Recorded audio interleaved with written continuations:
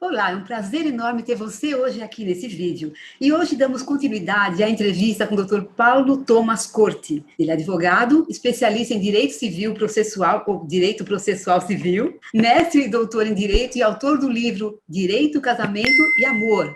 O casamento, um caminho para encontrar o absoluto. Se você ainda não assistiu essa entrevista, quando terminar essa entrevista de hoje, você assista a primeira parte. O link dela vai estar aqui no texto de descrição desse vídeo.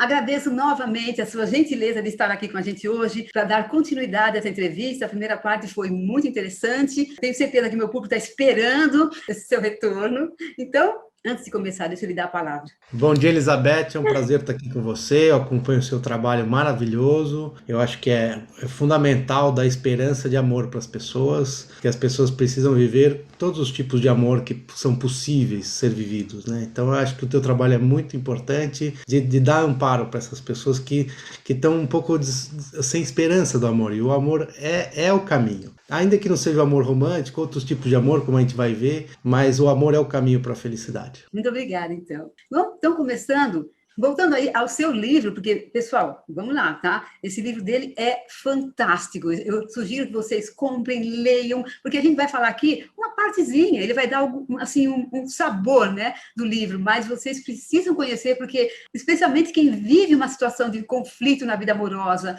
de muita dor, de muito sofrimento há muito tempo, precisa ter uma noção clara do que é possível viver, sim, de relacionamento saudável, ok? Bom, então vamos lá. Na prática, né, observando o casamento como um contrato, a gente pensa em cláusulas e regras, me parece. O que você acha que são as vantagens disso? Ou desvantagens também? Na verdade, Elizabeth, toda relação ela tem um contrato implícito ou explícito. Você tem um amigo, você sabe até onde você pode conversar com o amigo. Você tem o pai, a mãe, o irmão. Com o irmão você tem cláusulas mais abertas, com o outro irmão mais fechada. Com o amigo você tem mais intimidade, com outro amigo você tem intimidade. E no casamento é assim também. Só que o casamento, como ele também além de contrato, é uma instituição, o Estado vem já tem uma carga da religião, né? O casamento, não existia casamento no Estado, o casamento era só no religioso, né? E aí a regra vem da igreja. A primeira regra ou da igreja ou do qualquer lugar religioso que a pessoa faça parte tem algumas regras do casamento, né?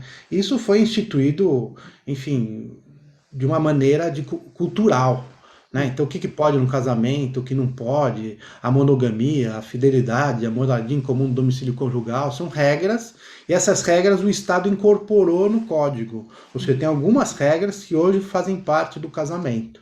Então, por exemplo, até 2005 o adultério era crime.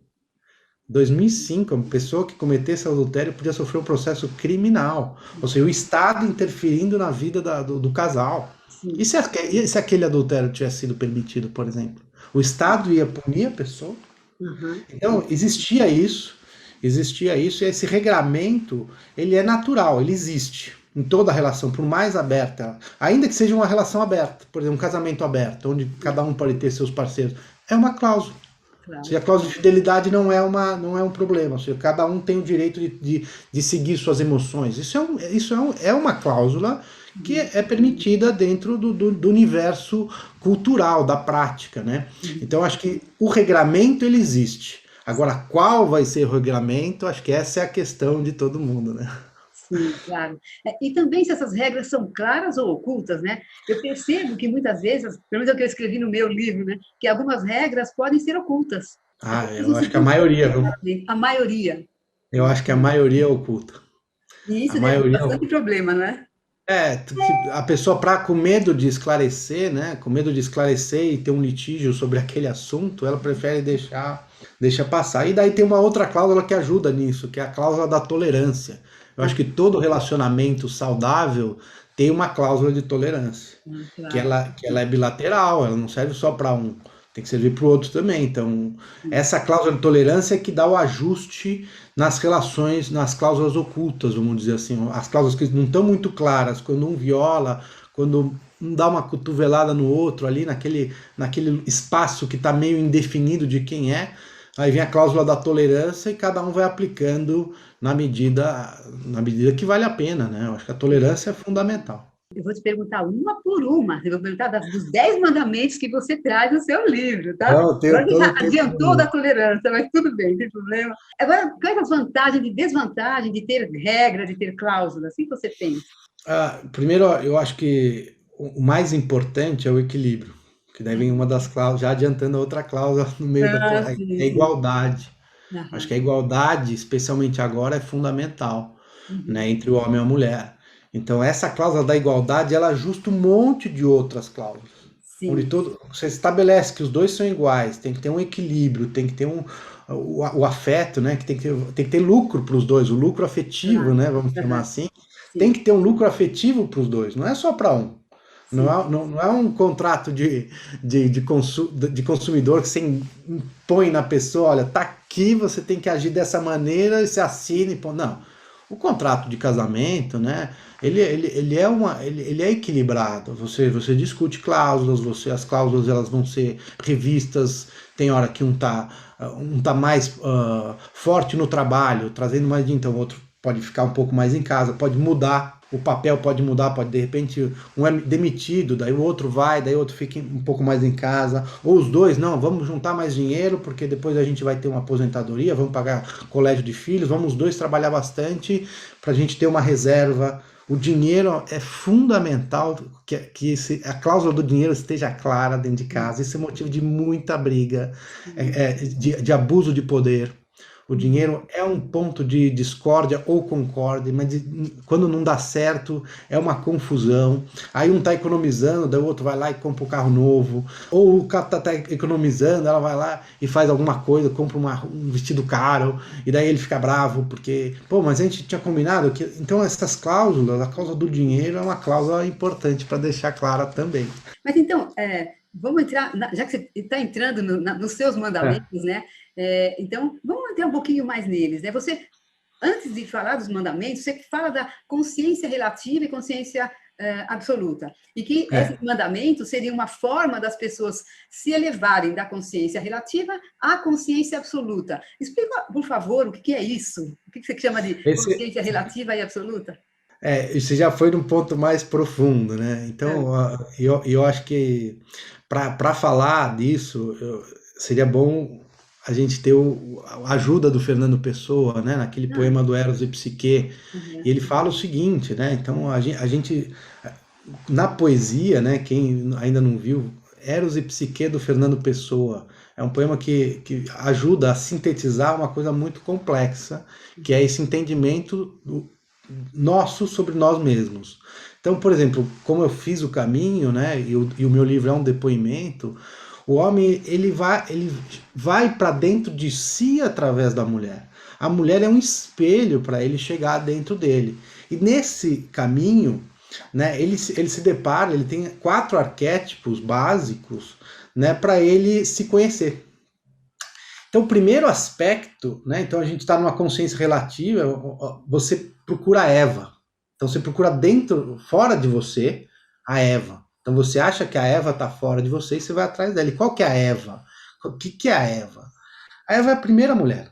Então o homem ele se depara pelo instinto natural, né, de ir atrás de uma mulher para procriação, né? Esse é o instinto natural de todas as espécies. Ele quer reproduzir, ou seja, é um instinto mesmo, é a coisa mais selvagem dele. Ele quer encontrar um outro ser para procriar. Esse é o primeiro instinto. Então, quando vem o esperma no homem, quando vem os óvulos na mulher, na menstruação, já começa a trazer essa carga, né, instintiva. Então, uhum, vem a Eva, é o primeiro aspecto, que ele quer uma mulher. Depois da Eva, que é o instinto mais básico, ele vem para Helena. Helena é o segundo estágio do caminho do homem para dentro dele mesmo. E ele, na Helena, já é uma mulher bonita, já é o romântico. Ele romantiza a mulher. uhum, Depois da Helena, ele vai para Maria. Quem que é a Maria? Maria é a mulher que o homem escolhe. Tem várias Helenas no mundo. uhum, Mulheres bonitas, curvas perfeitas. Ele vai, mas a Helena é uma só. É o momento que o homem deusa a mulher.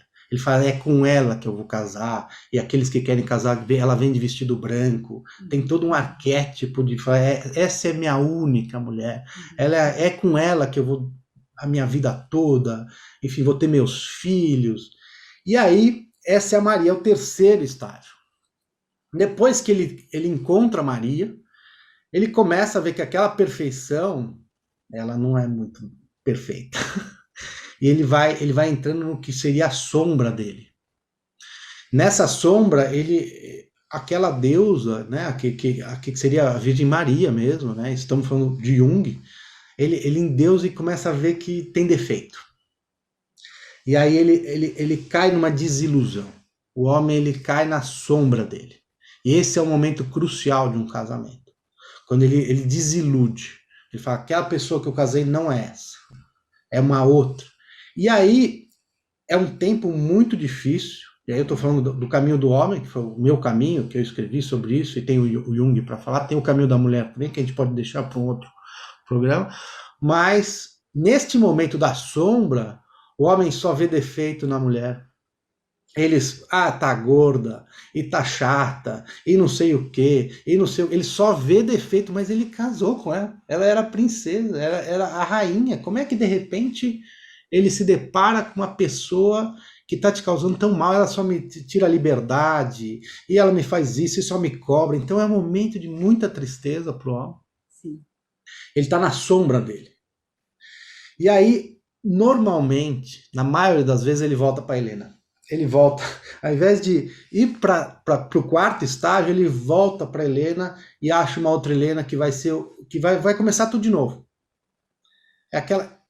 Mas se ele tiver sorte, tiver vontade, principalmente amor, ele da sombra ele passa para a Sofia, que é a sabedoria. Neste momento ele se depara com uma mulher que ele percebe que era ele mesmo. Todas aquelas representações, a ideologia, né, a própria idealização que ele fez da Maria, era ele mesmo. Era ele amando ele mesmo. Uhum. Colocando toda a perfeição na mulher, mas era ele mesmo. E daí, se ele conseguir passar pela sombra dele e chegar em Sofia, aí ele percebe, daí ele consegue detectar que ele, na verdade, ele estava conversando com ele mesmo, no mundo, e a mulher estava provocando ele numa operação psíquica, né, para ele descobrir o masculino e o feminino dentro dele. Então, eu acho que essa é a consciência absoluta, onde o homem percebe que ele está falando com o espelho nos três primeiros estágios e depois é ele mesmo. Ou seja, ele se dá conta disso. E daí ele não mais idealiza uma Eva, que seria uma reprodutora, que é um absurdo, mas é isso. Nem uma Helena, que seria o símbolo estético de beleza. Nem uma Maria, que seria uma mulher perfeita, sagrada, que não vai fazer mal para ninguém. Ele enxerga um outro ser humano igual a ele. Ele enxerga um ser humano completo, com defeitos, com qualidades, que tem as potências dele, o seu outro ser humano, que também tem o masculino e o feminino. Então ele percebe também nessa hora que ele também faz esse espelho para o outro. Né? Então não é só o outro que faz espelho para ele percebe que ele faz espelho e também com as ideologias, também os idealismos, né? Que também não vão ser atendidos todos. Né? A pessoa também pode ser o ideal da outra, né? E aí você tem um relacionamento livre. O que é um relacionamento livre? Você percebe que você não depende mais do outro. E daí, mas Paulo, nessa hora você fica com outro, você fica se valer a pena, né? Você percebe que não era mais você não tem mais a necessidade de ficar com a pessoa, ou seja, não é mais a vida fica melhor do lado da pessoa, né? Tem um texto do Mark Twain que ele fala do Diário de Adão e Eva, né? E a verdade é isso, é Adão falando da Eva. E daí o Adão fala, mas por que eu quero esse ser? Ele fala, pensando bem, é porque a vida tem mais graça. Né? Uma vida mais gostosa, ou seja, é melhor com a pessoa. Você não precisa, mas é melhor, entendeu? Que fantástico. É por aí.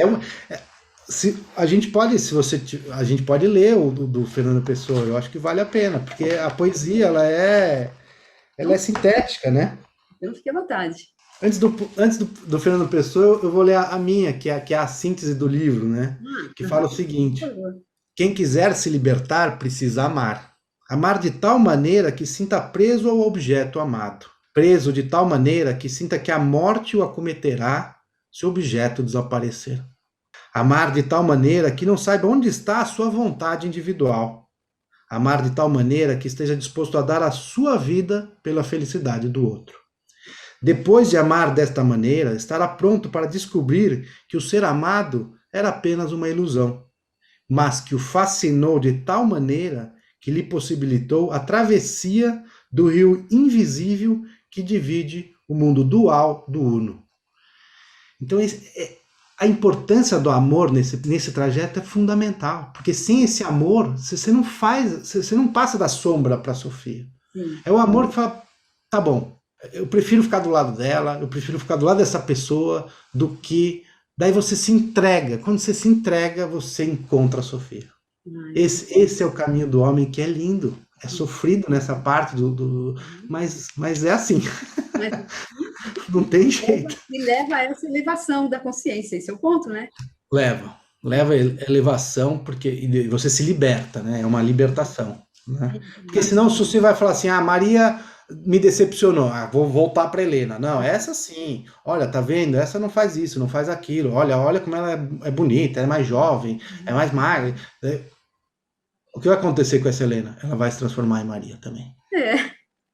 Aí quando chegar na Maria, ele vai olhar e vai falar, não, mas essa aqui é a perfeita. Vai começar a decepcionar também. Sim. E aí ele vai cair no mesmo lugar. Então, o processo ele vai acontecer. Ele vai acontecer. No primeiro casamento, no segundo casamento, no terceiro casamento, ele vai acontecer. Então tem que passar o estágio, né? Então esse é o processo eu acho que a poesia ela é mais sintética para falar o que a gente está dizendo, né? Então você vai ler do Fernando Pessoa também. Aí o Fernando Pessoa vai dizer o seguinte, né? Conta a lenda que dormia uma princesa encantada, a quem só despertaria um infante que viria de além do muro da estrada. Ele tinha que tentado vencer o bem e o mal, antes que já libertado deixasse o caminho errado, por o que a princesa vem. A princesa adormecida se espera, dormindo espera, sonha em morte a sua vida, e orna-lhe a fronte esquecida, verde, uma grinalda de era. Longe o infante, esforçado, sem saber que intuito tem, rompe o caminho fadado, ele dela é ignorado, ela, para ele, é ninguém. Mas cada um cumpre o destino, ela dormindo encanta, ele buscando assentino, pelo processo divino que faz existir a estrada.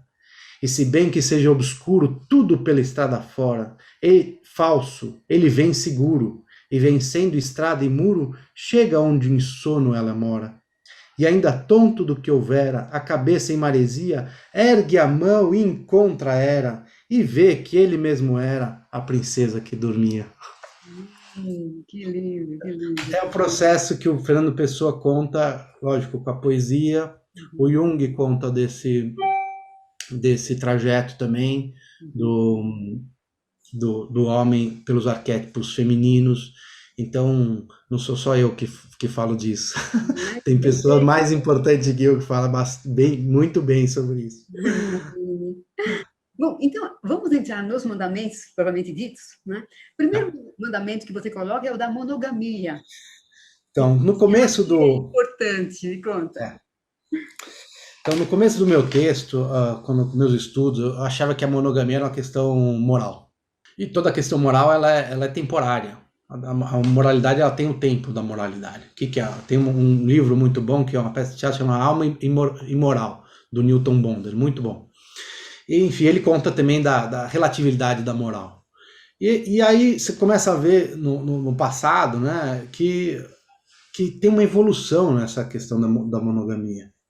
Ela vem um pouco junto com a igualdade, né? Tem a questão de você saber quem são os filhos, porque tudo bem, antigamente era só o homem, entre aspas, que era infiel, e tinha uma tolerância da moral por essa infidelidade, mas se as mulheres começam a ser também como eram os homens no passado, como é que ficam as famílias? Olha o problema de você você de repente estar criando um filho que você não se identifica. E o que sustenta um Estado, sustenta uma sociedade, é justamente um pai ou uma mãe falar: este é meu filho e eu amo.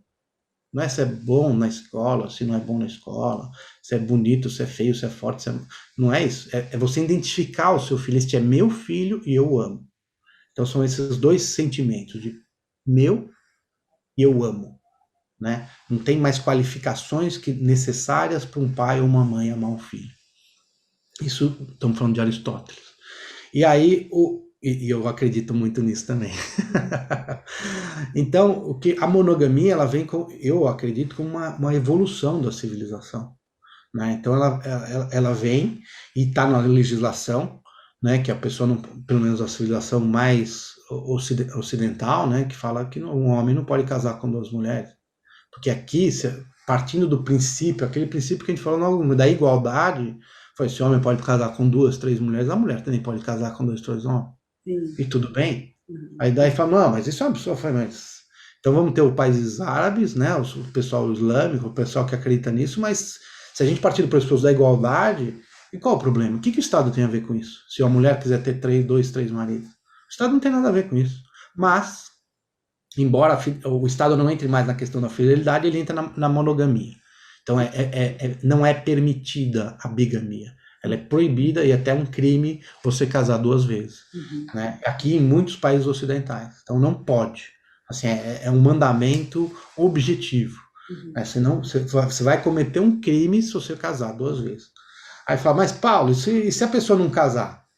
O Estado não vai falar: olha, você tem 2, 3 uniões estáveis, ele não vai te prender, não vai te processar por causa disso, porque vai ficar no campo subjetivo do que seria uma união estável. Você fala assim: Paulo, eu quero ter 2, 3, 4 famílias, cada um num canto. Eu falo: isso não é da conta do Estado. O que eu acho que é da conta é que é igual. Se uma das tuas mulheres quiser também ter 2, 3 maridos, também tem que aceitar. Eu acho que esse é o princípio da igualdade. Eu acho que não dá para admitir, né? E aí eu sou categórico, acho que é um dogma mesmo, que haja desigualdade.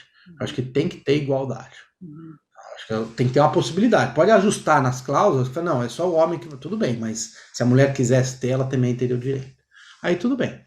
Né? Então, acho que a monogamia, ela tem essa história dentro da igreja, dentro da religião, né? Que é um homem com uma mulher, e o Estado ele incorporou isso na legislação, dizendo que uma pessoa não pode casar 2 vezes. Eu já acho o seguinte: se você, dentro daquilo que a gente conversou logo no começo, se você, na hora que você está na sombra, você tem outro, aí você não faz essa passagem. Não faz. Aí você fala assim: aqui tá difícil. A Maria, tô me desiludindo aqui com a Maria. Daí ele vai para outra Helena. Aí a outra Helena começa a virar Maria, daí desilude. Daí ele vai, ele fica... Fala: encheu muita paciência, eu vou ali. Encheu muita paciência ali, eu vou para... Aí ele não vai ter a força necessária de amor, de exclusividade naquele rosto para fazer a passagem. Porque tem uma passagem e ela não é fácil. Ela não é fácil, mas ela é brilhante depois. Vem muita alegria, mas tem que ter, é um rosto só. Se eu não acredito que a pessoa consiga fazer com 2, 3, 4 rostos, porque ela tiver dificuldade, ela vai na porta larga e a porta é estreita. Sim. Então, por isso eu acho importante a monogamia nesse caminho da consciência relativa à consciência absoluta. Eu acho que ela é fundamental. E você acabou também dando o argumento para a questão da fidelidade, porque eu ia lhe perguntar justamente por que a fidelidade é tão importante, e também ia perguntar se você acha que está no caminho de extinção, porque eu vejo assim, acontecendo ao meu lado tantos casos de infidelidade que fico pensando se a fidelidade está em extinção. O que você pensa? Não, eu acho que a fidelidade ela está se evoluindo. Eu falo. Eu acho que ela está evoluindo porque as pessoas vão ver, porque no passado, né? No passado você tinha infidelidade masculina totalmente tolerada. Sim. Era uma regra a infidelidade masculina. Né? E aí você começa uma união mais saudável, que possa o divórcio. O divórcio é uma possibilidade, né? Onde a mulher é igual. O desejo sexual também. Tem homem que fala, mas o desejo sexual do homem é maior que a mulher. É mentira. É mentira. Eu não acredito nisso. Eu acho que é igual. Aliás, pode ter casal que a mulher tenha mais desejo sexual do que o homem. E Sim. aí? Aí fugiu da regra, não. Daí o homem não quer, daí a mulher quer, daí ele não quer, ela vai fazer o quê? Aí eu acho que eles têm que, o casal, acho que a infidelidade, ela existe, ela tá no processo de mudança por conta da igualdade, né? Então, os dois podem. Ah, se os dois podem, o que a gente vai fazer? Ah, vai todo mundo terceirizar? Tudo bem. É uma regra que eu acho válida dentro do casamento. Eu acho perigoso. Porque o que causa a infidelidade? A infidelidade masculina, o que pode causar? Ele pode se apaixonar. Ele pode ter um filho com outra pessoa. Esse é o bom. E se for uma doença? A pessoa pode pegar uma doença, trazer para dentro de casa. Sabe? Ele vai dividir a cabeça, vai dividir a mente, pode dividir o dinheiro, começa a sustentar outras famílias. Isso é um risco. Isso é um risco da infidelidade. Por parte da mulher, pode vir um filho que não seja do casamento. Também pode vir doença. Né? A mulher também pode se apaixonar. Ou seja, daí fica aquela mistura dentro de casa, fica aquela confusão. Então, na verdade, eu acho que a fidelidade ela é importante para diminuir o risco do casamento falir. Porque hoje, qual que é a beleza? As pessoas casam porque querem, escolhem, né? Pelo menos em tese, elas estão escolhendo casar.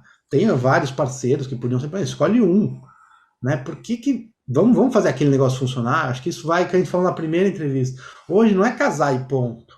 Você não ganhou um campeonato, casei, ganhou um campeonato, acabou. Não. É todo dia. Então, tem um risco. Você tem um risco o risco do divórcio, ele é o risco de todo o casamento. Não tem casamento que fala assim, não, casou e tá, não, olha, vamos viver feliz. Não. É todo dia. É uma doença, é um envelhecimento, é um problema financeiro, é um problema na escola, é um problema com os filhos, enfim, tudo isso pode atingir a felicidade do casamento. E nesse momento as pessoas têm que estar preparadas. Se começa a fazer rabichos aí fora de casa, daí você vai falar, pô, teu filho tá enchendo a paciência, teu filho tá enchendo a paciência, você fala, pô, essa casa tá muito complicada, então vou para aquela lá que tá melhor. Passa uns 2, 3 dias lá, fala que vou fazer uma viagem de trabalho, daí você volta e fala, pô, mas lá tá tão bom, eu vou ficar aqui pagando funcionário, pagando boleto, mas lá não tem nada disso. Mas lá não tem nada disso porque é daquele jeito, foi um final de semana, foi um dia, foi algumas horas, né, no motel, ou seja, ali não vai ter mesmo, ou seja, não vai ter, ninguém vai falar coisa chata, né? Então você cria uma competição, o que eu chamo de competição desleal, né? É desleal, é desleal. Você abrir uma filial fora de casa, pô, é desleal, não é leal. Então daí vem a questão de você manter um casamento, eu acho a fidelidade muito importante, muito importante. Ah, mas Paulo, tem vezes que é bom, eu vou lá, vou numa casa de massagem, volto mais feliz, volto mais viril. Enfim, eu acho que faz parte de um resquício do passado, ou seja, teu pai fez isso, sua mãe, seu pai fez isso, seu avô fez isso, seu bisavô fez isso e deu certo. O que eu falo assim, hoje pode não dar certo, né? Porque daí você vai lá, se sentiu saciado, daí chega em casa e a mulher que está com desejo, como é que vai fazer? Ela vai fazer a mesma coisa? Então, acho que o casal, na medida do possível, eles têm que achar o ponto comum. Eu conheci um casal que não se dava muito bem.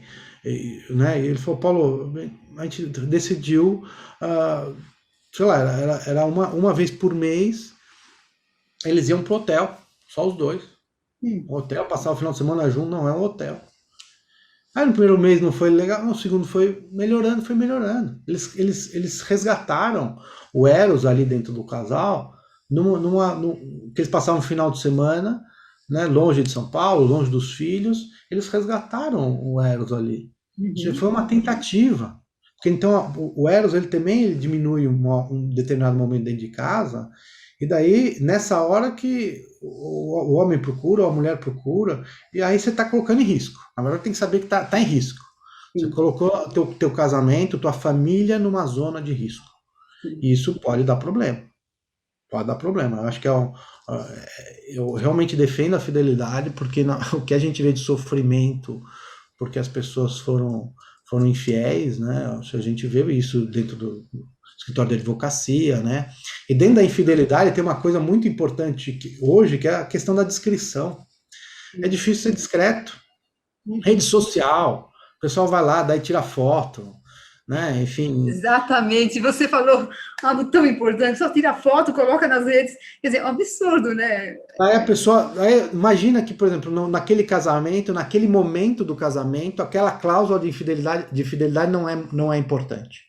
Vamos imaginar falando, olha, o casamento está tão triste, está tão complicado, vamos tentar achar um fôlego fora. Isso sem falar, é implícito. Sim. Aí as pessoas, daí os dois se toleram com relação a isso. Eles falam, não, tudo bem, vamos ver o que dá. E aí, ela vê na rede social ele na festa lá dando um beijo, sabe? Ou ele vê a mulher entrando, a amiga entrando a amiga vê a mulher dele entrando no motel, enfim. Aí daí entra no campo da indiscrição.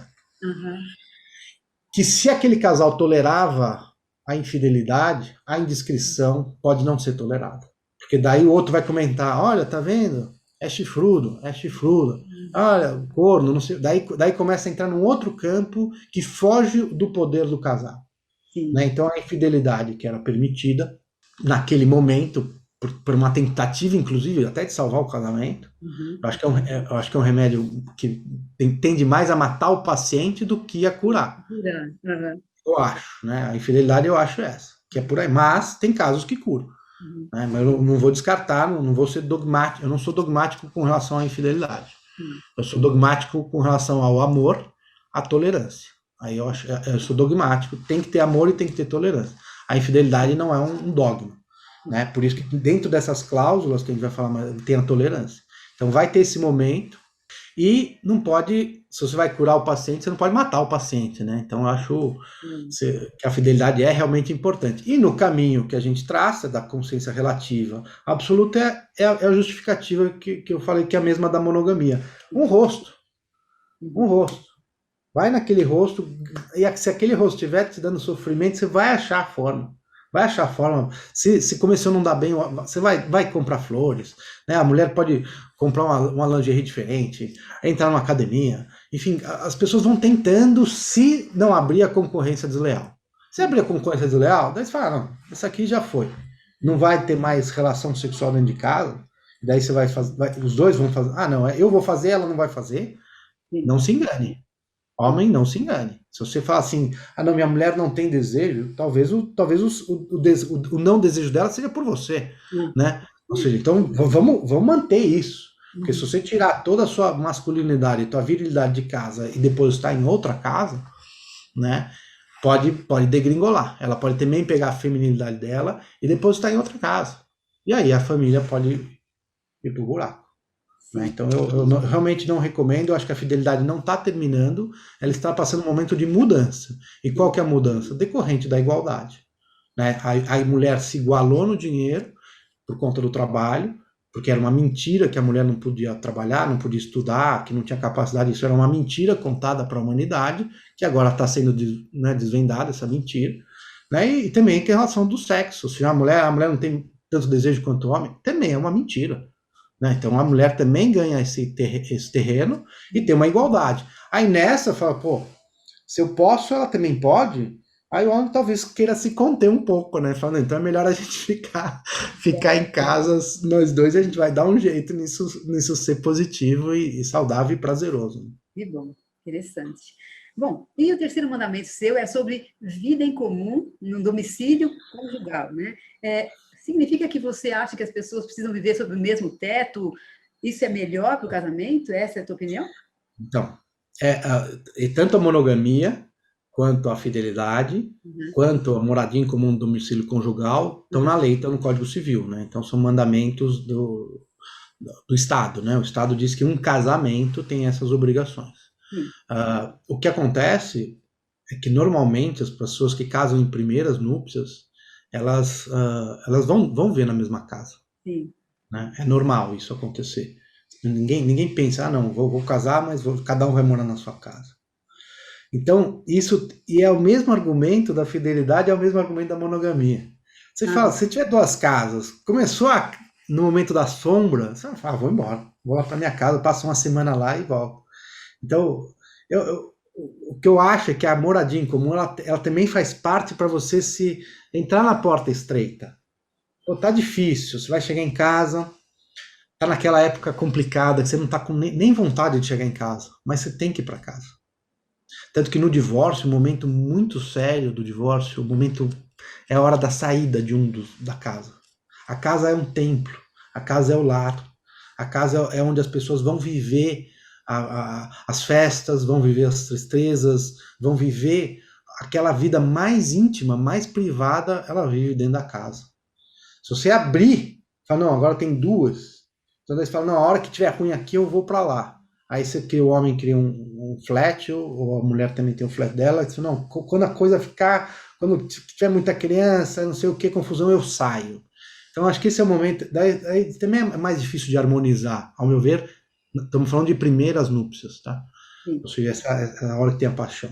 Na segunda, o que acontece muitas vezes é que as pessoas têm medo. Tem um medo. Tem o medo da intimidade, de você ser agredido na sua intimidade, na sua privacidade, porque já viveram relacionamentos que tiveram essa agressão. E aí, eu acho que é válido a pessoa ter duas casas. Eu acho que não tem problema nenhum. Não sou dogmático com relação a isso. Não é um dogma, né, do que eu acredito, que a pessoa, não, então ver em duas casas não é um casamento. Não falo isso, não acredito nisso. Eu acredito que é possível, o dogma é amor e tolerância, né? Então, acho que se o casal acha por bem morar em duas casas, acho que não tem ninguém para dizer que aquilo não é um casamento, não tem amor. Eu acho que pode ser que vá bem, entendeu? Eu acho que é válido. Eu acho que isso não é da conta de ninguém. Isso é da conta só do casal, né? Estipular isso. Num primeiras núpcias eu acho difícil isso acontecer. Numa segunda, numa terceira, isso é mais fácil porque a pessoa já fala, não, vamos cada um ficar na sua casa, né? Você tem seus filhos, eu tenho meus filhos, aqui eu recebo meus filhos. Então, funciona melhor assim? Se funciona melhor assim, tá todo mundo feliz? Não vai desvio isso. Tanto é que, por exemplo, o casamento é obrigação do casamento ter a vida em comum no domicílio conjugal. Existe um domicílio conjugal da lei. Na união estável, não. O legislador ele arrancou da obrigação da união estável a moradia em comum, como também arrancou a fidelidade. Né? Se você pegar a lei da união estável, ela não tem a fidelidade, não tem a obrigação da fidelidade. É interessante. Daí fala, pô, mas foi uma evolução? Eu não sei.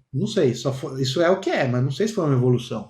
Eu acho que você ter a obrigação da fidelidade, você pelo menos tem um pouco de freio. Né? Fala, não tem obrigação nenhuma. Também, lembra que o outro também não tem, né? Essa cláusula da igualdade, ela resolve muita questão. Então, vamos manter a fidelidade, vai ser melhor para todo mundo. Né? Então, a casa é um templo sagrado da família. Ela é inviolável, tem inúmeros artigos que falam da inviolabilidade da casa, ela não tem um bem de família, a casa não pode ser penhorada para pagar dívida que não sejam algumas exclusivas, né, que é fiador em contrato de locação, pensão alimentícia, mas em geral, para ninguém pode tomar a casa de uma família. Sim. Então a casa é um templo sagrado. Então eu acho que é importante para um casal ter uma casa, a pessoa se sente protegida, acolhida, né? Eu acho que é importante. Muito bom. E o quarto mandamento, você fala de sustento, guarda e educação dos filhos. Quer explicar um pouco mais qual é a importância? Por que isso aí é um mandamento? Tirando todo esse aspecto moral, romântico do casamento, no frigir dos ovos as pessoas se unem para ter filhos. Né? Ou seja, assim, estou voltando àquela questão instintiva, né? Ou seja, o instinto de um homem, de um casal, basicamente é para ter filhos. Aí fala, não, mas eu tive filho porque quis, será? Aquele instinto não mandou nada, né? Foi você que realmente quis. Então o instinto brota no ser humano, né? No homem, quando não, procriar. Então, procriar parece que, lógico que não é obrigação no casamento. Eu nem acredito nisso que precisa ter filho para ser feliz. O absoluto não envolve ter filhos. Você não precisa ter filhos para chegar no absoluto.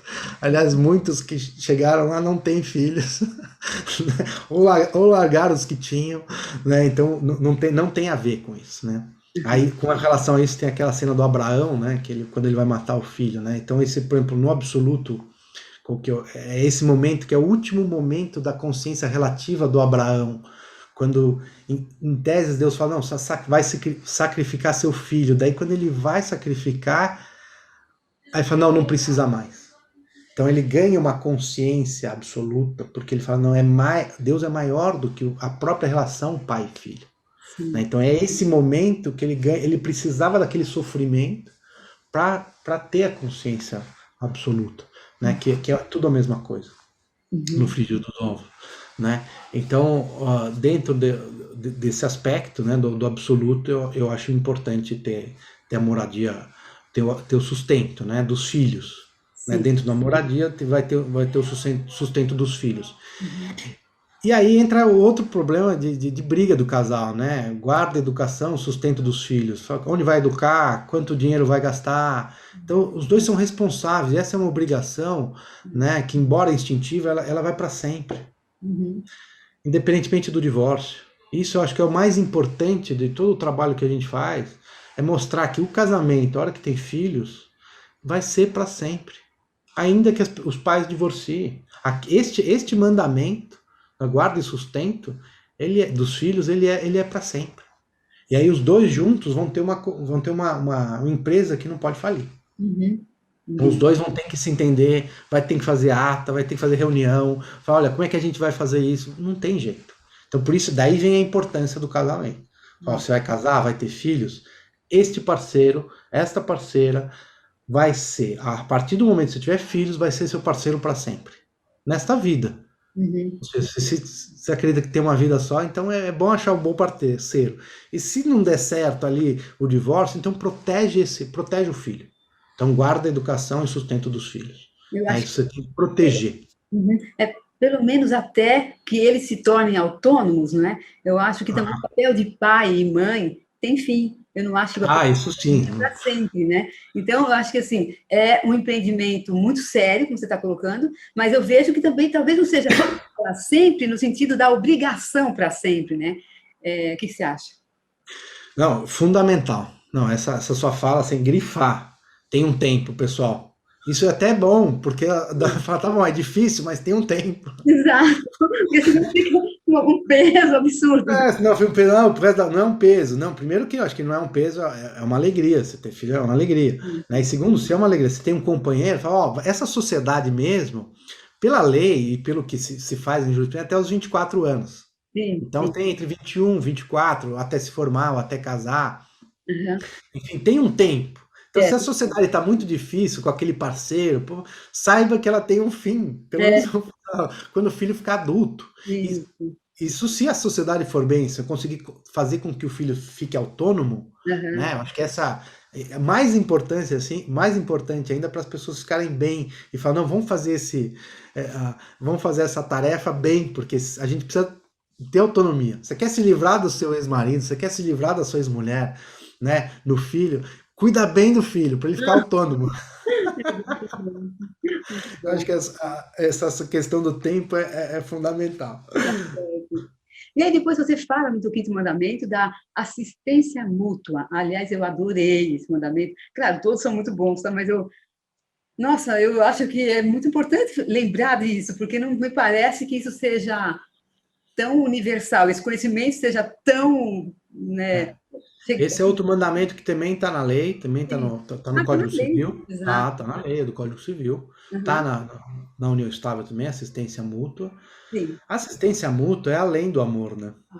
É assim, eu preciso assistir essa pessoa. Ela tá me prejudicando, foi infiel, ela foi isso, ela foi aquilo, ou ele foi aquilo, tudo isso, mas eu preciso assistir. Sim. Enquanto eu estiver junto, eu vou assistir. O que é assistir? É dar um cuidado, dar um carinho, é dar dinheiro, dar sustento. Ou seja, o que você pode assistir a pessoa? Isso é importante, porque tem vezes. Porque as pessoas falam, não, mas ela não está me fazendo feliz, então como é que eu vou assistir? Né? Então, pô, mas não é por aí. Não é porque a pessoa fez isso, te levou um uísque com gelo, que daí você vai assistir. Não é isso.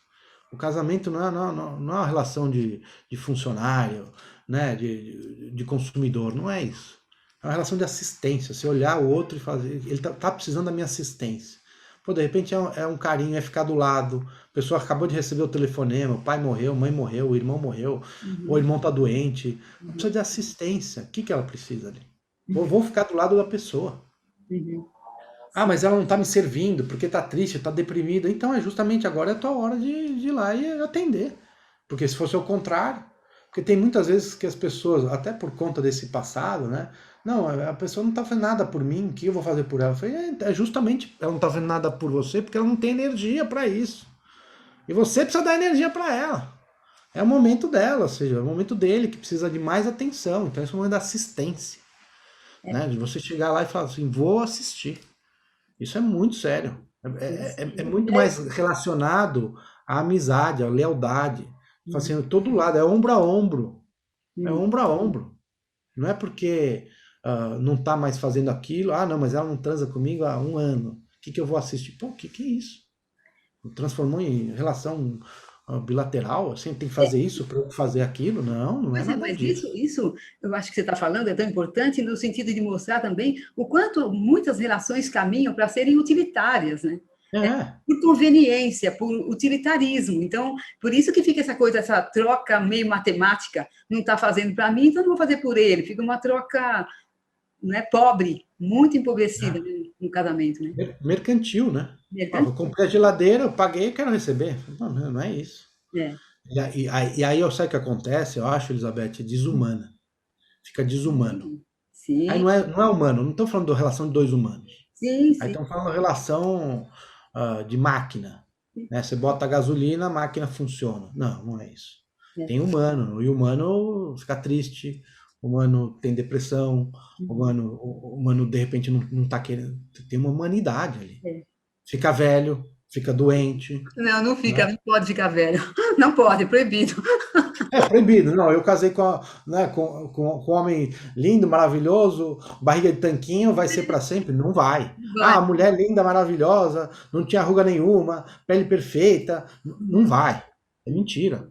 Ou seja, a humanidade faz com que. E essa a beleza quando você encontra no outro essa humanidade. Nós somos seres em transformação. Né? A Uhum, gente está em transformação. uhum. E a morte, o envelhecimento e a doença fazem parte da nossa natureza. A gente Total. vai, se tudo correr bem, a gente vai envelhecer, né? Dizem que a outra opção ela não é tão boa, né? Quando você morre muito cedo. Mas o envelhecimento junto é uma beleza. Eu acho que é tão bonito quando duas pessoas conseguem envelhecer juntas. Ou seja, eu realmente admiro, né? Uhum. Com parceria, sabe? Porque tem momentos que você precisa do outro. Então aí vem a questão da assistência.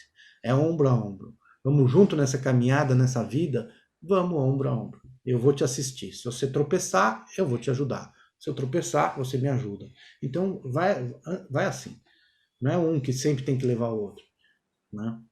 É, É uma e assistência. o sexto mandamento tem a ver com esse, né? Que é o do respeito e consideração mútuos, né? Me parece É.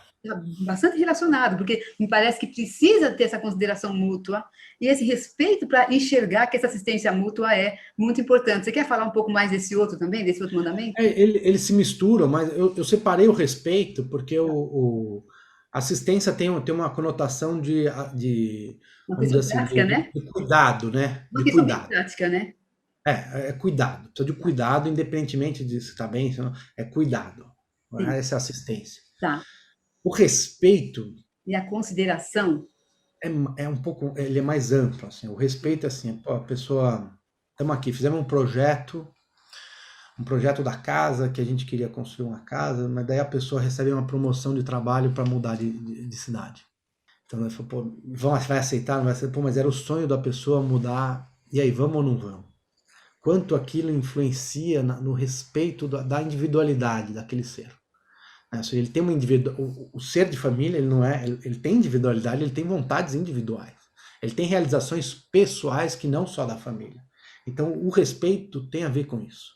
Qual que é aquele jogo de futebol? Pô, ele gosta de jogar futebol lá todas as quartas-feiras. Eu vou respeitar.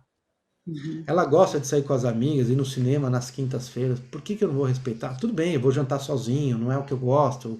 Eu tenho que eu chegar um pouco mais cedo. Isso é respeito. Você respeitar também a individualidade do outro. Aquele momento que o outro precisa ficar sozinho, ficar em silêncio. Não, ele chega, pô, eu odeio que ele fique em silêncio no quarto, eu fico lá puxando papo. Pô, tem hora que é hora do respeito, do silêncio.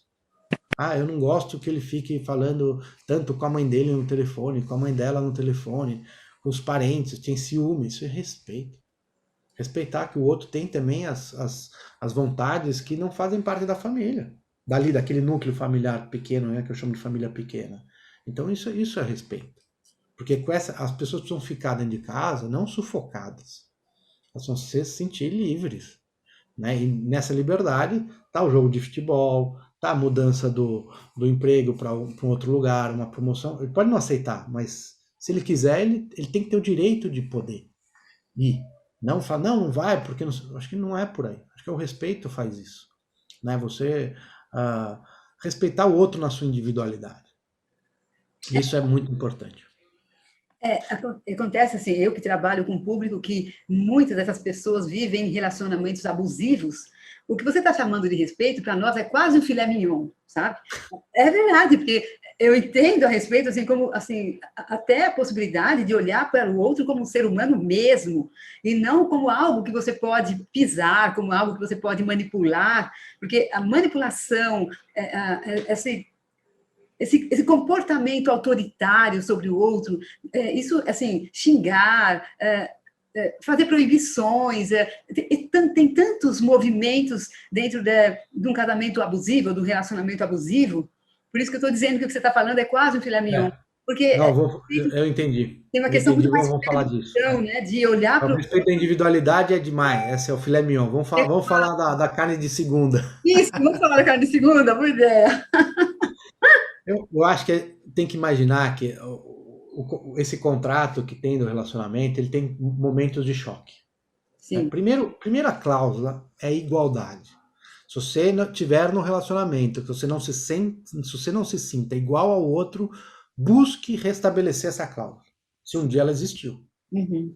Se não existiu, tente colocá-la no contrato. E se não conseguir colocar no contrato, pula fora. Tem que ter igual. Não dá para ficar num relacionamento assim. Isso não é saudável. Não é bom.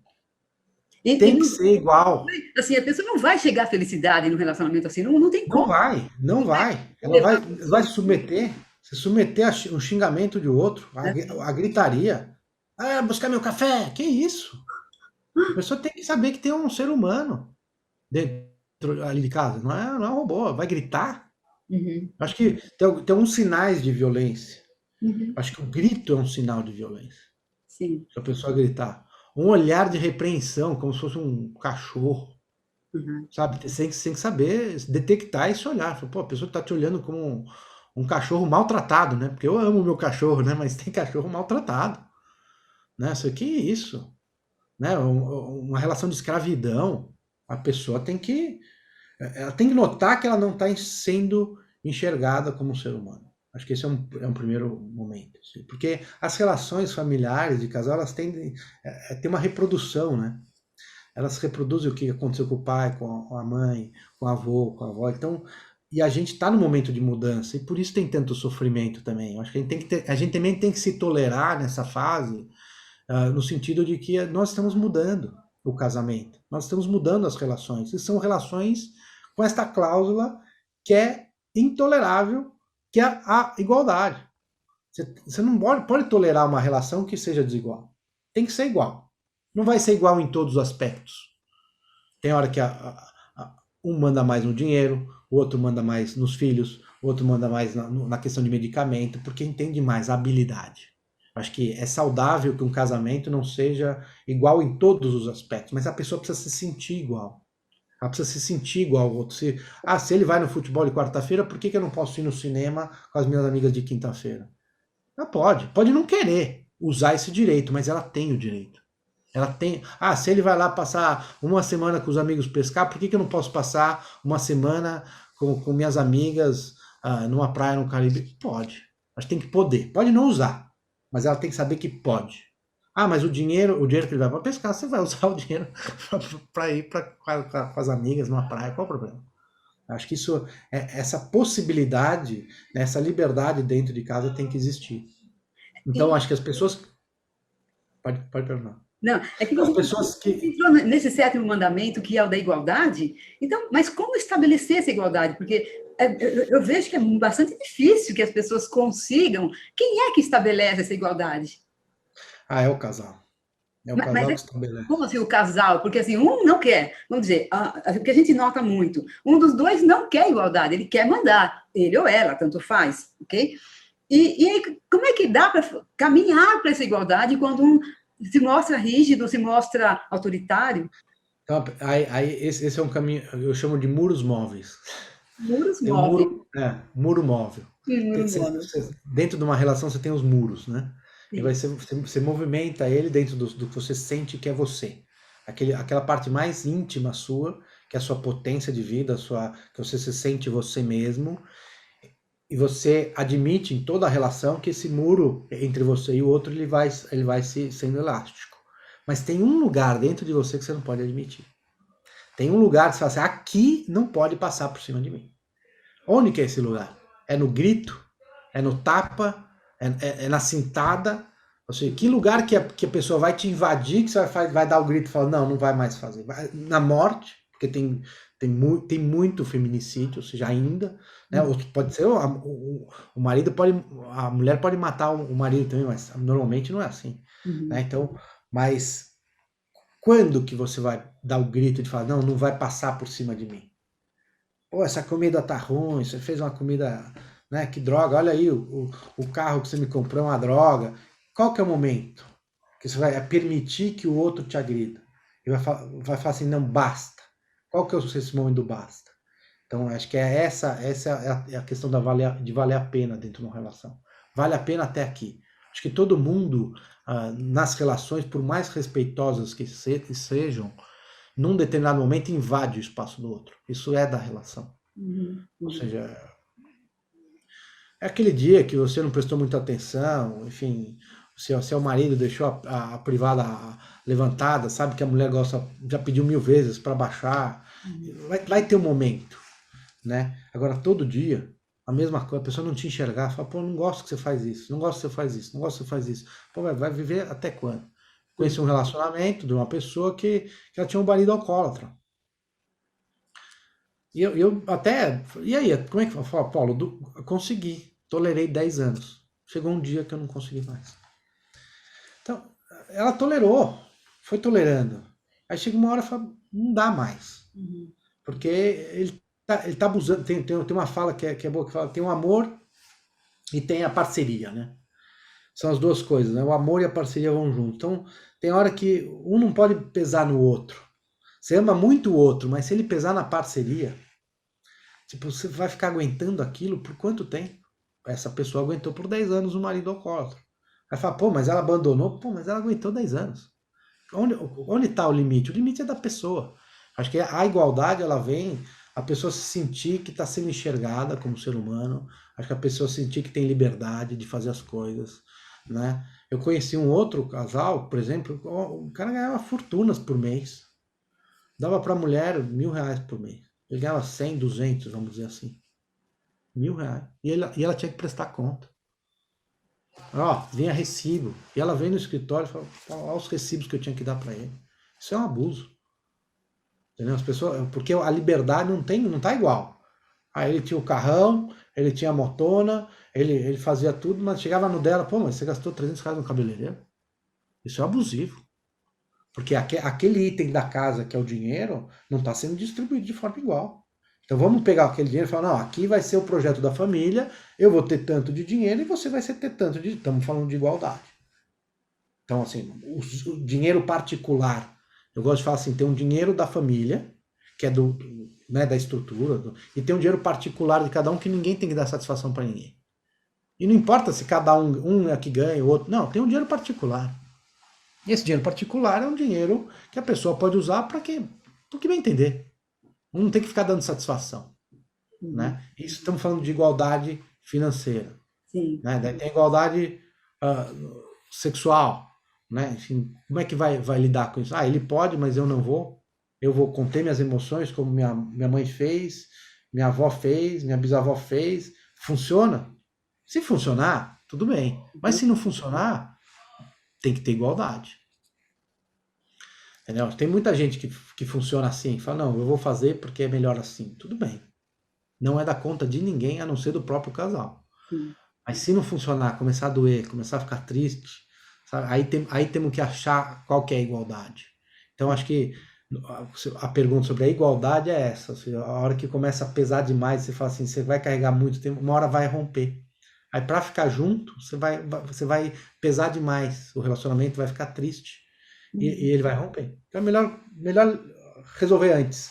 Antes da coisa. Primeiro vai poupar sofrimento, vai poupar tempo. E se Sim. for para terminar, termina antes, mas tem que ser igual. Né? Então, talvez isso seja uma busca, né?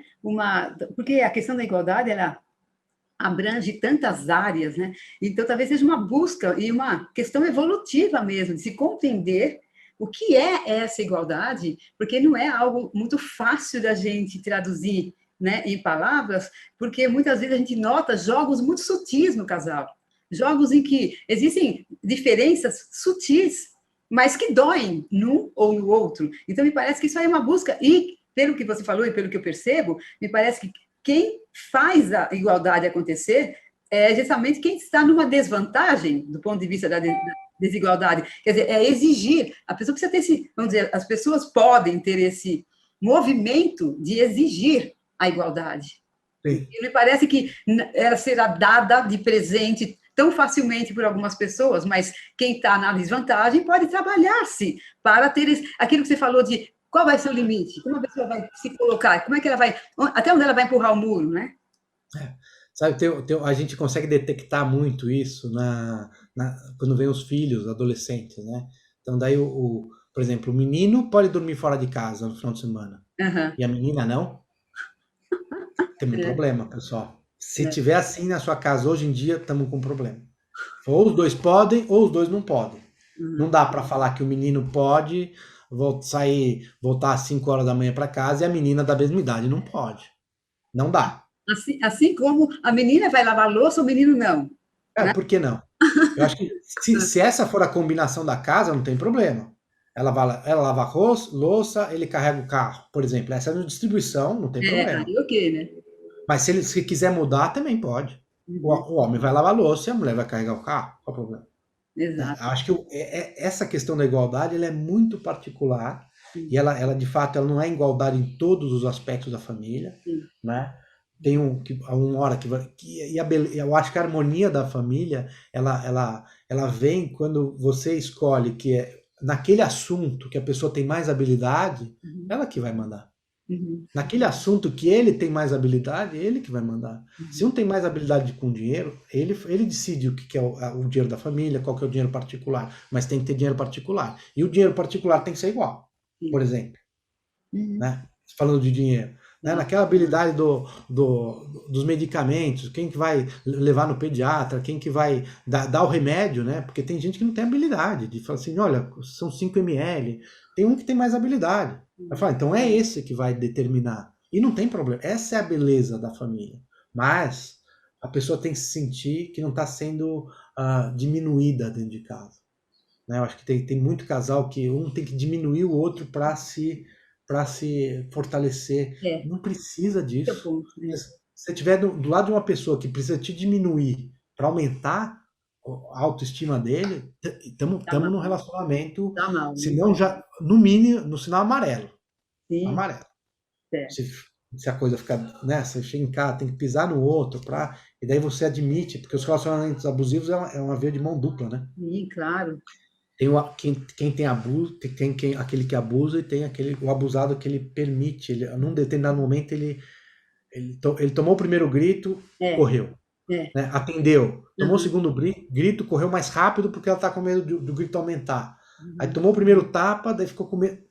Então, daí, isso aí, num determinado momento da história, ele começou a se formar e sair disso não é fácil. Não, não é tarefa simples, não. É a nossa tarefa aqui, não, trabalhar as pessoas para que elas consigam sair disso, né? E com igualdade, né? Isso, claro, né? E aí, o próximo mandamento que você coloca é o da afetividade, e eu achei muito interessante, porque eu fiquei me perguntando, como é que pode ser um mandamento, não é espontâneo, afetividade, como é que é isso? Sabe que esse eu acho o mais importante deles. É o Ah, mais importante. É o que faz o sentido. É o que surge, é o que faz manter, né? É o que faz a felicidade dentro da casa. Se não tiver afetividade, se você de repente percebe que não tem mais. Daí tá todo mundo na máquina. Ah, casou, tem filho, leva a criança na escola, busca na escola, paga a conta. Blá, blá, blá, blá. Cadê o afeto aqui, pessoal? Isso tudo tem um afeto. Tem que ter afeto. Cadê a flor? Cadê a música?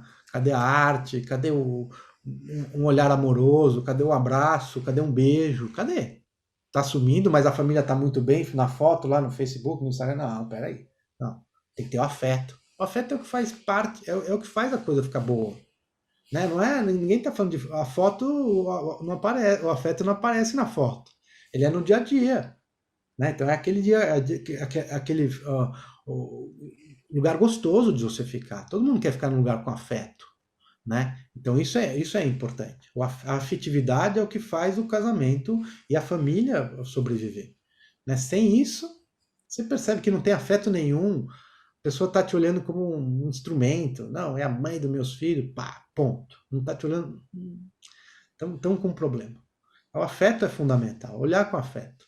uhum, Né? Você sentir que depende do outro, assim, no sentido de depende da felicidade ali, um depende do outro para fazer feliz, né? sim, A gente tá junto, né? Então temos que ter afeto, é o que liga, o afeto é o que liga.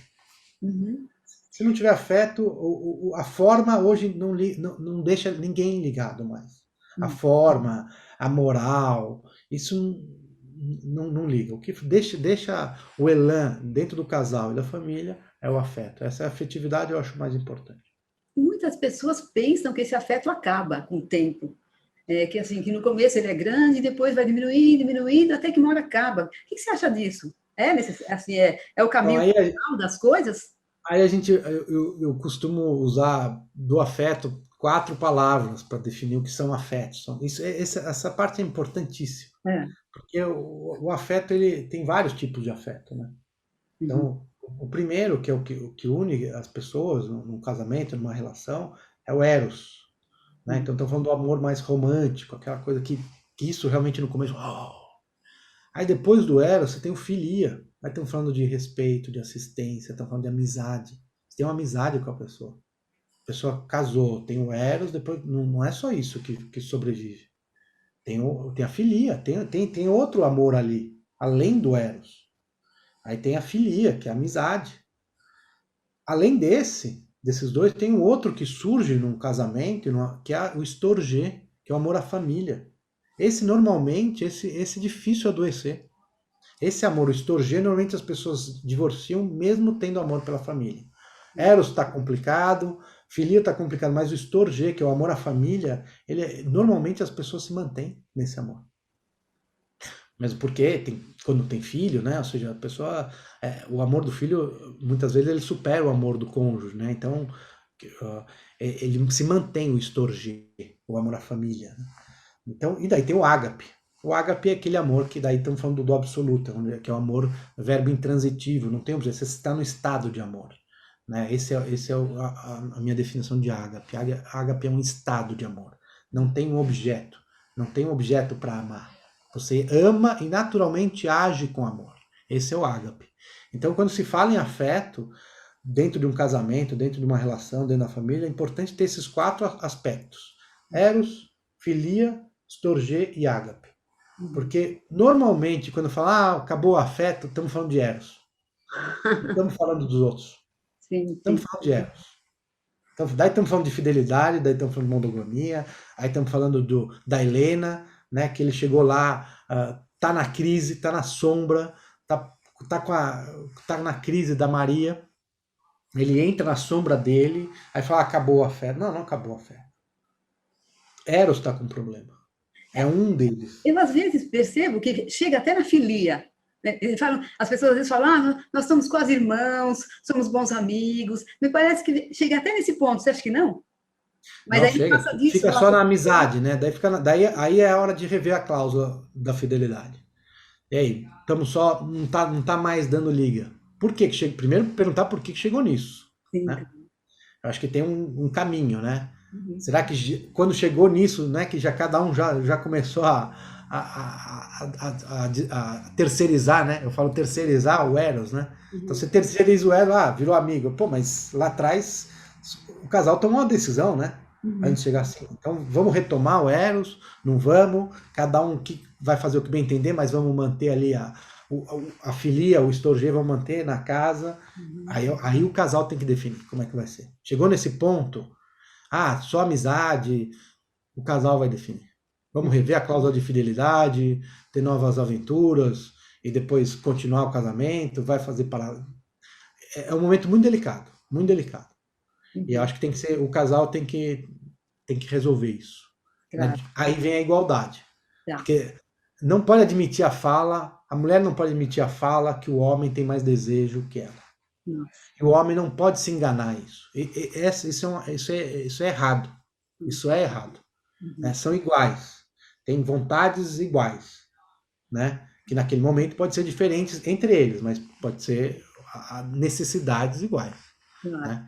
Aí Uhum. o casal tem que sentar de uma maneira explícita ou implícita rever essa cláusula. Se chegando nesse ponto a sua amizade, e de Uhum. repente é melhor. Ou seja, né, sublimar talvez um pouco o desejo, né, para não colocar em risco outras coisas, porque é uma troca, né? É. Aí fala, tá bom, só amizade, né? Tá chato, tá monótono, não sei o quê. Vou divorciar. Tá bom, mas saiba que o pacote do divórcio ele não vem, não é só bom. Ele tem tudo bem, você vai trocar essa amizade, essa monotonia por uma outra coisa. Vai ver filho a cada final de semana, aí uma vez na semana, vai Uhum. trocar, tem uma troca, né? Eu acho que não dá para falar, então por que o relacionamento ficou só uma amizade, logo vou ter um. Mesmo porque o outro também vai ficar só uma amizade também, num determinado momento, né? Uhum. Então acho que tem que ter a noção de que o Eros não é predominantemente o mais importante dentro de um casal por todo o tempo. Pode ser por um tempo, pode ser o mais importante, Sim. mas não por todo o tempo. Tá. E daí tem outros amores que vão preencher essa lacuna da afetividade. Daí vem a filia, o estorgê, o amor à família, entendeu? Porque senão o divórcio ele causa muitas dores e muitas doenças no amor à família. Sim. Você daí fica com duas famílias, daí vai ter filho com. Aí tem a relação, aí final de semana é com um, final de semana é com outro, aí vem enteado. Enfim, não é fácil administrar. Uhum. Você vai trocar um problema por outro. Tem vezes que precisa, Uhum. né? Tem vezes que precisa, mas tem que saber que vai ter uma mudança também. Né? Uhum. Certo, certo. Bom, e você falou da tolerância algumas vezes já nessa entrevista, e a gente chegou aqui no mandamento, no nono mandamento, que era a tolerância. Aí te pergunto o que deve ser tolerado, o que não deve ser tolerado, ou deve-se tolerar tudo no relacionamento? Você sabe que eu fiz até um projeto de lei para incluir a afetividade e a tolerância dentro das obrigações do casamento, né? Uau, hein? Eu fiz um projeto de lei porque, ainda que seja simbólico, né? Porque tem as pessoas que não têm ligação religiosa. Sim, Então tem pelo menos a lei, ela abre o código civil e fala, tá bom, eu estou num casamento, o que que eu tenho? Respeito, moradia em comum, uhum, fidelidade, monogamia, afetividade. Você, sim, pô, sabe, a crueldade, porque quando as pessoas violam uma cláusula, né, vem a crueldade. Né? O aham, Nietzsche falou muito bem disso, da crueldade, quando você rompe um contrato, você rompe uma das cláusulas do contrato, daí o outro, para impor a cláusula, ele acaba rompendo todo o contrato. sim, uhum, Né? Então, uma pessoa teve algum deslize, né, nas virtudes, né, se deparou com algum vício aí pela frente, aí o outro como é que ele vai fazer cumprir? Com crueldade? Vai romper o contrato? uhum, Não. Todo contrato amoroso, né, toda relação amorosa, ela tem a cláusula de tolerância, sim, né? Se não tiver essa cláusula de tolerância, se não existe, não tem afeto. Tem que ter a cláusula de tolerância e até onde vale a pena, Você não tem que. Você vai lá, você marcou com um namorado. Pô, ele chegou 10 minutos atrasado, tudo bem. Né? Chegou meia hora, tudo bem, um dia. Mas toda vez atrasa uma hora, É. ali é desrespeito. Uhum. Né? Então toda vez a pessoa atrasa uma hora para ir no encontro, então já chega mais tarde também. Ou seja, tem uma tolerância.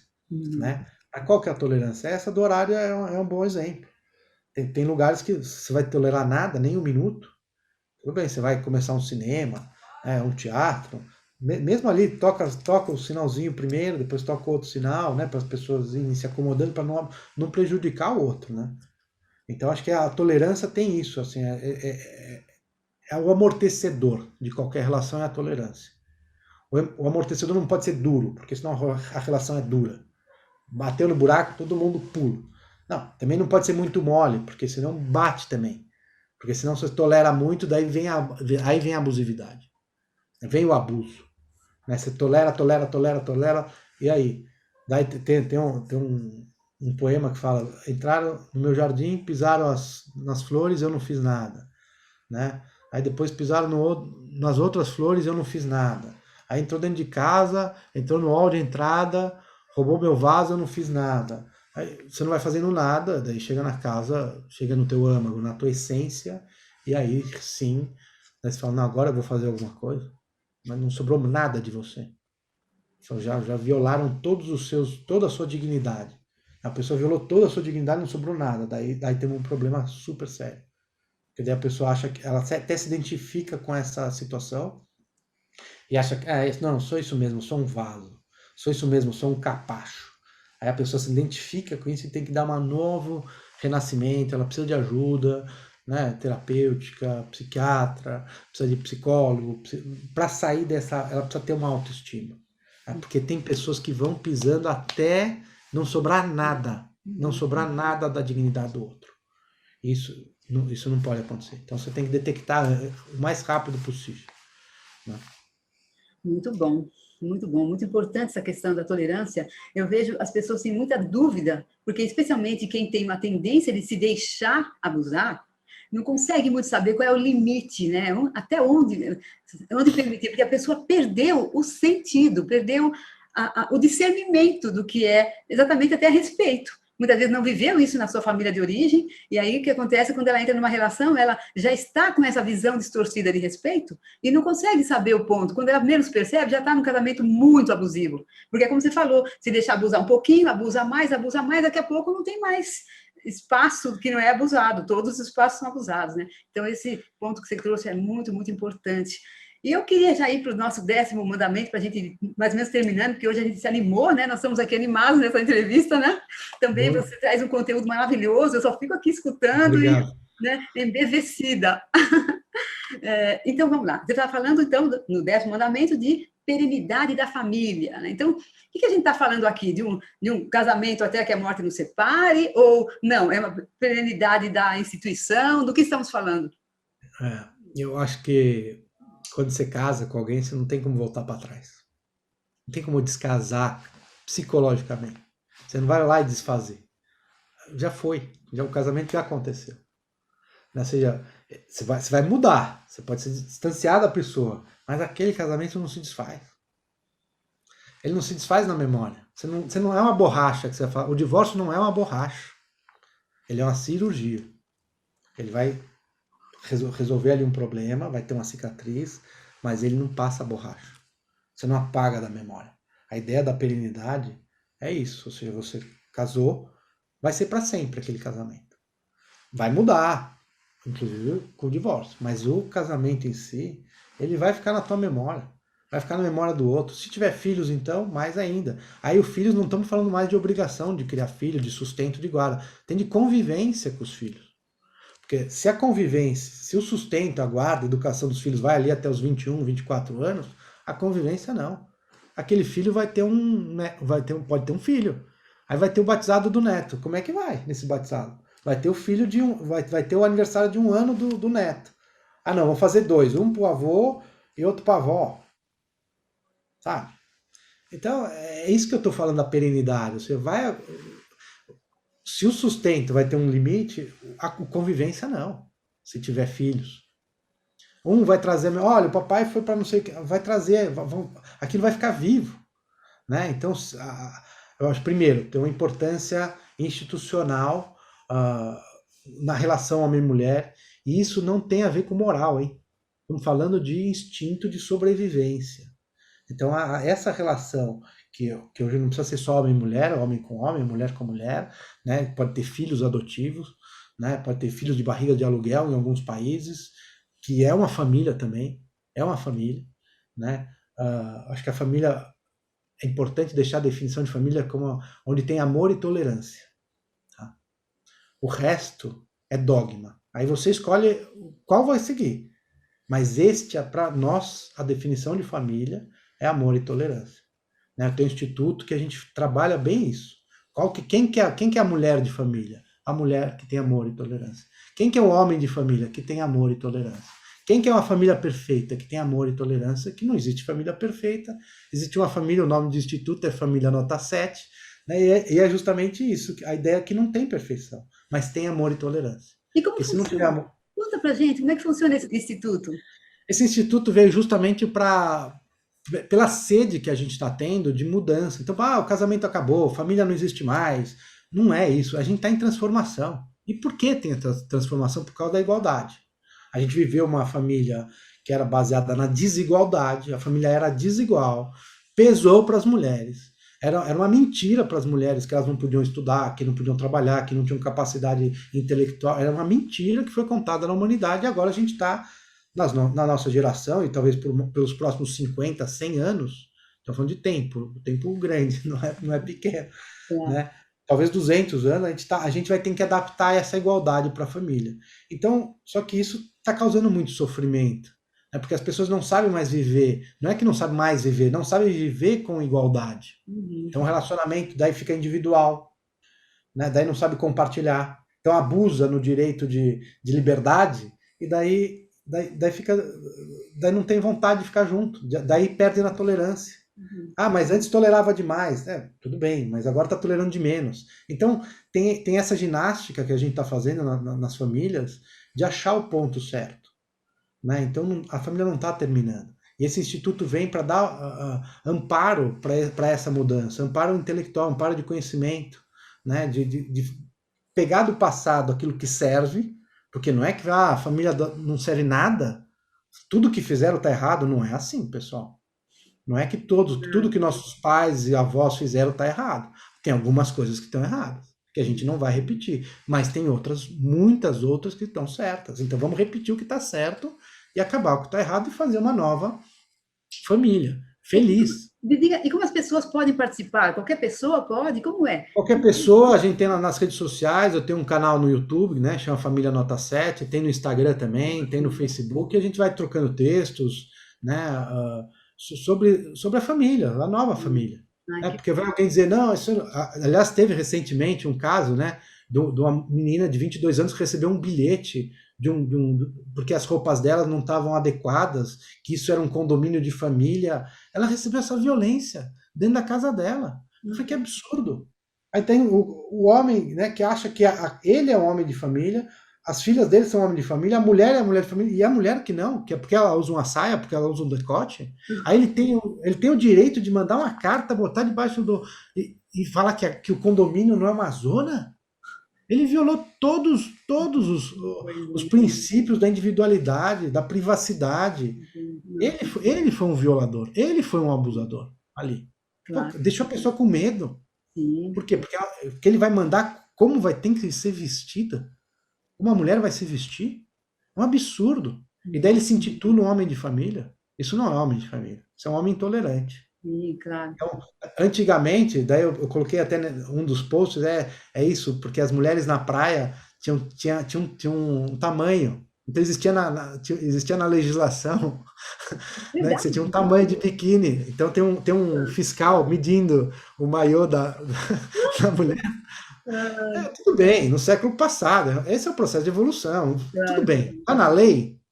Olha, a lei falou, olha, coloca Um biquíni de 10, de 20 centímetros, ó, saia tem que ser abaixo do joelho, tá na lei, tá permitido, tudo bem. Sim, mas não, né? Mas a pessoa trazer isso para um condomínio. Aliás, recentemente teve um desembargador que começou a falar o que podia e o que não podia vestir. Uhum. Dentro do tudo bem, tem traje forense, daí cada um vai seguindo uma certa lógica, né? Uhum. Uma certa ética ali. Agora, mas no dia seguinte acabou o decreto dele lá, a portaria que ele tinha colocado, era um desembargador em algum lugar do país. Uhum. Porque não pode. Você vai dizer que a pessoa não está vestida adequadamente para circular. Acho que Nada a ver. fora a gente tem algumas. Né, tem a beca, né, o juiz tem a toga, Uhum. faz parte da ética. Mas trazer isso para um lugar onde não tem legislação, ou seja, a pessoa não pode se intitular, ah, não, eu sou um homem de família, eu sou uma mulher de família, mas é intolerante, Claro, claro. né? Eu acho que não pode ser isso. Então, o instituto ele serve também para dar qual que é a nova família? Quem vai ser o pai de família? Quem vai ser a mãe de família? Que bom. Né? Quem que é um homem de família? Para Parabéns. nós, quem é aquele que tem tolerância e amor. É isso.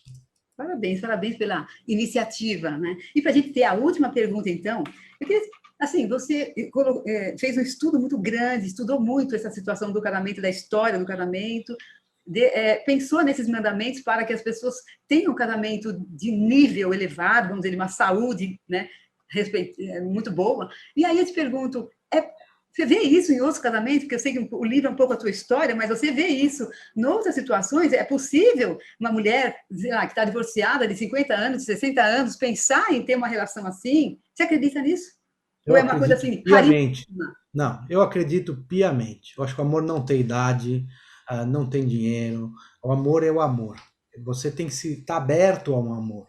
Eu acho que a pessoa teve uma desilusão amorosa, teve um amor que acabou terminando mal, ela tem que acreditar no amor. Eu acho que o amor é o que faz as pessoas felizes. Pode não ser o amor romântico. Eu acho que tem vezes que não dá certo.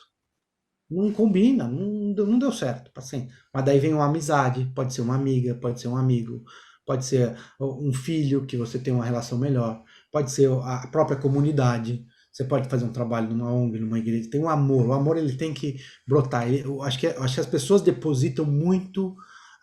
É como você tem um fundo de investimento e você quer que. Não, eu quero que aquele fundo ganhe dinheiro. Tem vezes que não dá certo. Aquele fundo talvez a pessoa acumulou já tanto trauma, tanto que ela não consegue mais. Ela não consegue mais se abrir para o casamento, outro. Aí vai para outros amores. É o amor da amizade. Mas a pessoa que acredita, mesmo aquelas pessoas que tiveram trauma na relação e acreditarem, e encontrarem alguém que também acredita, aí não tem idade. Eu conheço pessoas divorciadas no terceiro divórcio que encontraram o amor perfeito. Aquele amor romântico, um escreve poema para o outro, eu acredito nisso. Porque o amor, quem vive o amor sabe, não tem idade. Não tem idade. Por que você não pode. Você com 80 anos não pode escrever um poema para uma mulher de 80 também, que pode ser. Pode também ser viúva. Você é viúvo, ela é viúva, você não pode com 80 anos escrever um. Aí vi de uma palestra que é muito importante sobre isso, em termos de idade, que difere o sexo da sexualidade. Então a sexualidade é uma coisa mais ampla. A sexualidade está num e-mail trocado, está num olhar, a sexualidade está numa flor que você entrega, a sexualidade está num bombom, né? A sexualidade está num abraço. Não é só no ato sexual. Ah, não faço mais sexo, logo não tem mais sexualidade. Não, não é isso. Está no jeito de se. Está na dança. Um dia eu estava num hotel no interior de São Paulo, e aí a gente fez, com a minha mulher, a gente fez amizade, que eram senhores, que eles estavam fazendo 50 anos de casada. E eu lembro, assim, o que eu mais lembro do casamento, já faz algum tempo, foi o jeito que ele pediu ela para dançar. Era lindo. Tipo, eles já eram pessoas.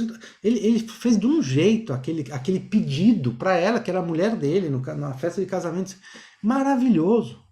Sabe? Foi um orgasmo estético, né? Do masculino com o feminino ali. Eu olhei e falei, nossa, que coisa mais linda. Uhum. Que coisa linda que ele fez. Que gesto, ou seja, um gesto de respeito, um gesto de amor, um gesto de afeto. Pô, muito mais do que qualquer outra relação sexual assim. Nossa, ele fez ali aquele gesto, no gesto. Eu acho que as pessoas precisam ter isso, Uhum, essa sexualidade, uhum. né, sabe, nos pequenos detalhes. E ele fez esse gesto e foi lindo, eu lembro até hoje.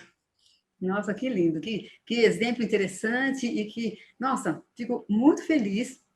Novamente, estou dizendo que agradeço muito a sua presença aqui, todo esse conhecimento que você traz para a gente e essa esperança, né? Que é a coisa mais linda do mundo, a gente poder fomentar, nutrir esperança nas pessoas, né? E de que o casamento pode ser bom, de que os relacionamentos podem ser felizes, e que vale a pena lutar por eles, e que tem aí alguns mandamentos que você traz como sendo um caminho possível. É. Pode ser que haja outras pessoas tenham escrito outros, mas, de qualquer modo, é um roteirozinho que me parece muito adequado, né? Pelo meu olhar como psicoterapeuta, psiquiatra, trabalhando muito com essas situações, eu vejo que todo esse conhecimento que você traz é de grande valia. Agradeço e peço que Deus te abençoe nesse trabalho maravilhoso que você faz, né? E Obrigado, Elizabeth. e gostaria também de falar com você que, se gostou desse vídeo, que você dê um like, se achou o assunto interessante, compartilhe com outras pessoas, faça um comentário, algo do que foi falado aqui, do que o Paulo falou, do que eu falei, tocou você de algum modo, você gostaria de comentar, coloque lá no seu comentário, nos comentários, traga a sua história para a gente.